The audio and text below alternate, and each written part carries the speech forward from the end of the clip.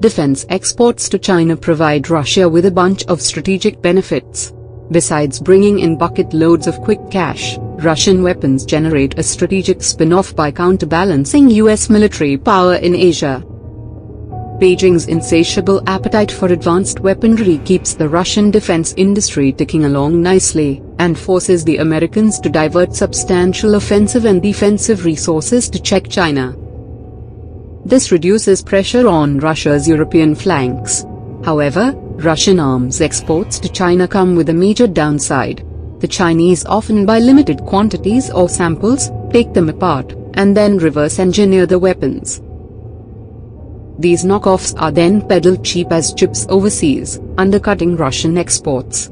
The impact of this copy is so large that some quarters of Russian power circle objected to sell the S-400 to China, due to fear of copy. S-400 is considered to be most powerful anti-air defense system in the world. The deal was eventually sealed after Russian analysts said that state-of-art S-400 is too complicated to copy. In this video, we will look at 5 different weapons China has copied from Russia. Number 5.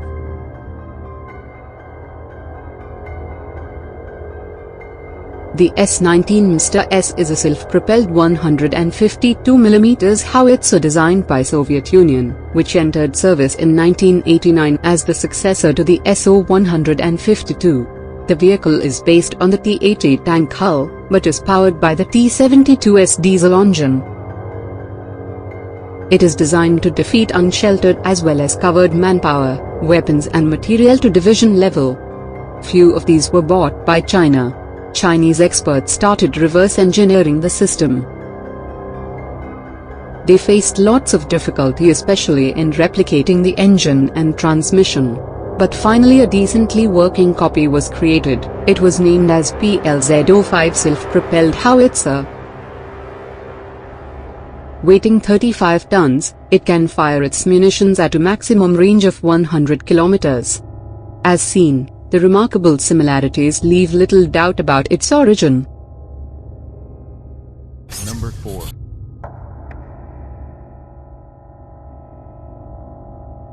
The BM-30 Smerch is a Soviet heavy multiple rocket launcher. The system is designed to defeat personnel, armored, and soft-skinned targets in concentration areas, like artillery batteries, command posts and ammunition depots. It was created in the early 1980s and entered service in the Soviet Army in 1989. A Smerch unit is typically composed of 6 launchers and 6 transloaders. China bought few of these systems and was impressed by its effectiveness. Dedicated team of engineers and technical experts was set up to dissect the system, and eventually it was reverse engineered. Chinese copy of Russian BM-30 Smerch known as PHL-03 has been spotted in recently held Azmina-3 exercise. As can be very well understood, PHL-03 is a direct copy of BM-30 Smerch. Number 3.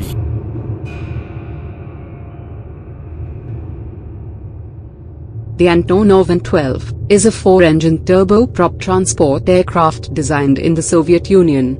It is the military version of the Antonov An-10 and has many variants. In the 1960s, China purchased several An-12 aircraft from the Soviet Union, along with a license to assemble the aircraft locally. Due to the Sino-Soviet split, the Soviet Union withdrew its technical assistance and the first flight of a Chinese-assembled An-12 was delayed until 1974. The Xi'an Aircraft Company and Xi'an Aircraft Design Institute worked to reverse engineer the An-12 for local production. In 1981, the Chinese version of the An-12, designated Y-8, entered production. Since then, the Y-8 has become one of China's most popular military and civilian transport or cargo aircraft, with many variants produced and exported. Number 2.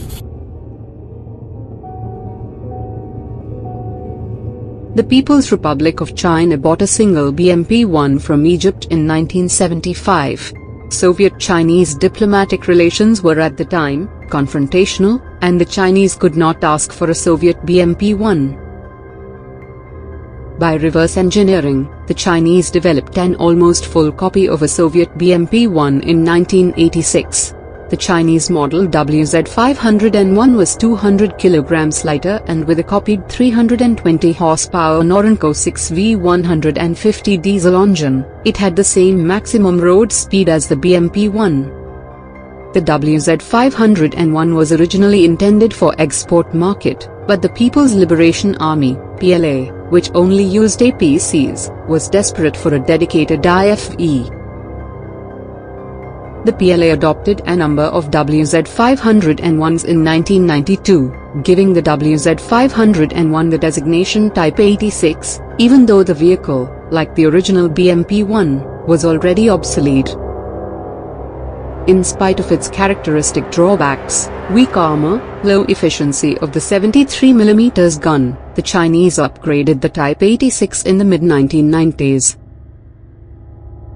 A modernized variant, designated the Type 86A, WZ-501B, was fitted with a 400 horsepower engine, a modern radio and second-generation infrared vision devices. Type 86A IFVs will remain in service with the PLA for the foreseeable future. The PLA maintains around 1,000 of those IFVs, which are mostly used by armored units stationed in northern mainland China. Number 1.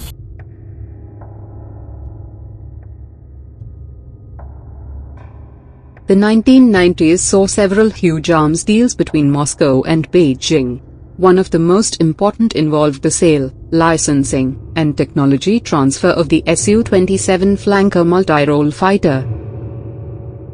The deal gave the Chinese one of the world's most dangerous air superiority fighters, and gave the Russian aviation industry a lifeline. But the era of good feelings did not hold. Details remain murky and disputed, but the Russians claim that the Chinese began violating licensing terms almost immediately, by installing their own avionics on flankers, under Chinese designation J-11. The deal fell apart after about half of the Su-27s were sent to China and Moscow accused Chinese manufacturers of replicating the jet under the names J-11 and J-11B. The Chinese also began developing a carrier variant, in direct violation of agreed-to terms named J-15 Flying Shark. J-15 Flying Shark is an illegal copy of the Russian Su-33 which was originally based on Sukhoi Su-27 airframe. Beijing-based Sina Military Network, SMN, criticized the Flying Shark calling it a flopping fish. It has limited attack range up to a distance of 120 kilometers from the carrier, when it is carrying 12 tons of weapons. When the aircraft is fully loaded with fuel, it can't carry more than 2 tons of missiles and munitions, meaning that only 2 YJ-83K anti-ship missiles and 2 PL-8 air-to-air missiles could be carried in an anti-ship configuration. Many other Chinese defense analysts have blamed limitation of aircraft carrier liaoning on the underperformance of J-15. They believe it will be rectified in bigger aircraft carriers China is building, which also boost of electromagnetic catapults, allowing heavier J-15 takeoff with better weapons load. The appropriation of Russian technology undercut the relationship between Russia and China, making the Russians far more wary of transferring their crown jewels to the Chinese military. Thanks for watching.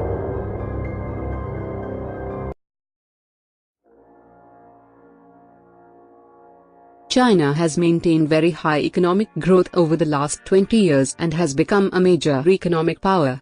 It has spent heavily on military build-up and modernized its military forces. But China's rise, as predicted by many experts, is not peaceful. In recent times, China has been very aggressive in its posturing.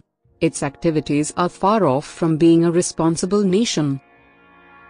From threatening its neighbors, employing corrosive diplomacy, to proliferation of nuclear tech, China is hurting global peace. In this video, we look at 5 such activities of China. Number 5. US congressional as well as independent sources agree that China and Pakistan have cooperated on military nuclear technology for decades.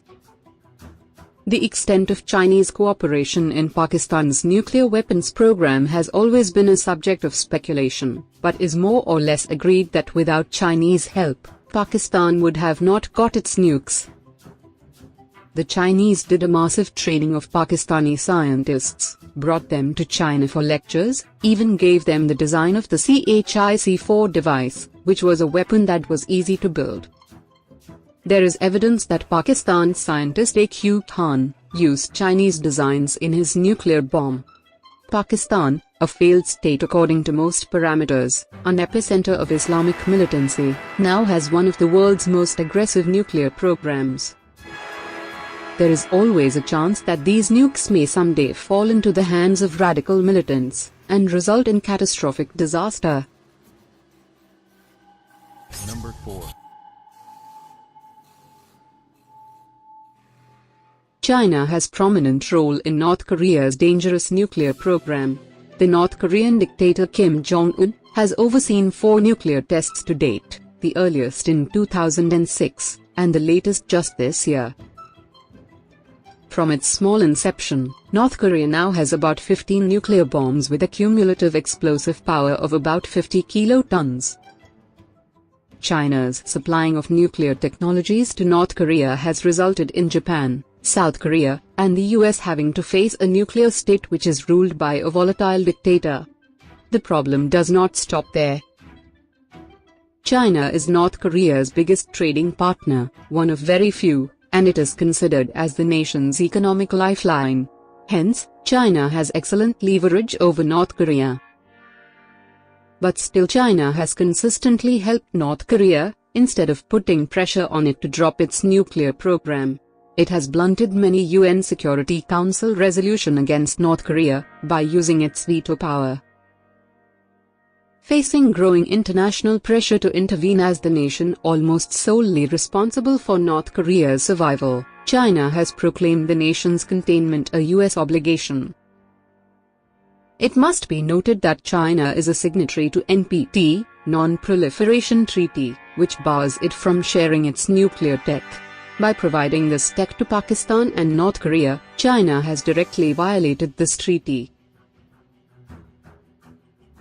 Number 3.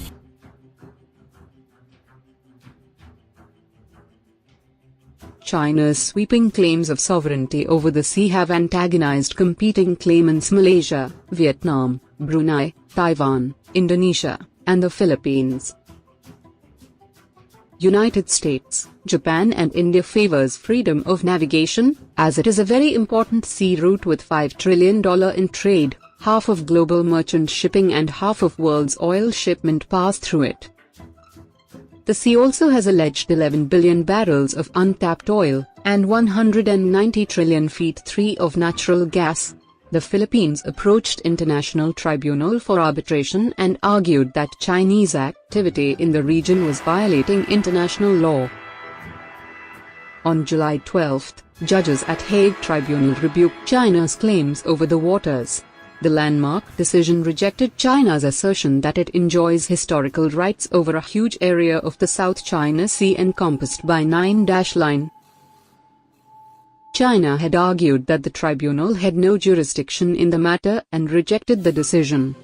Many complex disputes have been resolved with this type of arbitration, including maritime boundaries. China's outright rejection symbolizes its high-handed behavior and utter disregard for international norms. Number 2. From military hardware to industrial goods, China has carried out extensive and very aggressive espionage. Many countries like US and Russia have been its target. Officials and organizations have traced various attacks on corporates and government computer systems in US to computers in China. The attack in some cases are so sophisticated that it will be impossible to perpetrate without the backing of Chinese government. China has denied accusations of cyber warfare, but experts believe otherwise. China has gained lots of grounds in last decade, having stolen design data of many US and Russian systems and have brazenly produced copies with total disregard of intellectual property rights and ethical behaviors. The astonishing similarities leave little doubt about Chinese activities of cyber espionage and reverse engineering. To know in details, watch the 2 videos on cards above. Number 1.